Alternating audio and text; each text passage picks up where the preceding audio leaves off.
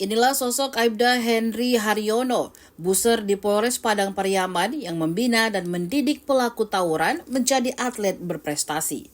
Aibda Handmob, sapaan akrab Henry Haryono, merupakan personel Satreskrim Polres Padang Pariaman. Dia mendirikan sasana bela diri Camp Fighter Gagak Hitam di Korong Kampung Bonai, Jalan Raya Parit Malintang, Kabupaten Padang Pariaman.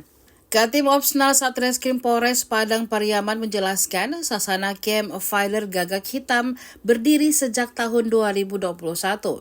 Nama sasana Gagak Hitam itu terinspirasi dari nama Tim Opsnal Gagak Hitam Satreskrim Polres Padang Pariaman.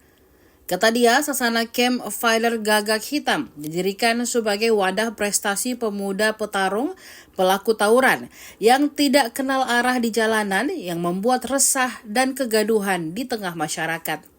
Ada banyak olahraga bela diri yang dituju, yakni Muay Thai, MMA, dan lainnya.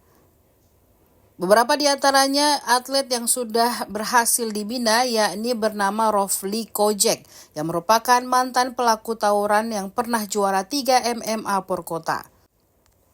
Kata Handmob, Camp Fighter Gagak Hitam merupakan suatu persatuan pembentukan bibit atlet. Dia pun mengajak para pelaku tawuran yang sering keluyuran tanpa kegiatan jelas supaya bergabung dan berlatih di sasana Camp Fighter Gagak Hitam. Hingga saat ini, kata dia, Camp Fighter Gagak Hitam mempunyai 21 atlet dan 3 pelatih. Pelatih yakni Coach Fajar Maulana, Oka Hermanto, dan Rizky Muay, dengan Dewan Penasihat AKBP Dian Nugraha, mantan Kapolres Padang Pariaman, sekarang menjabat menjadi Kasubdit Satpam Polsus Dimtipnas Polda Sulbar.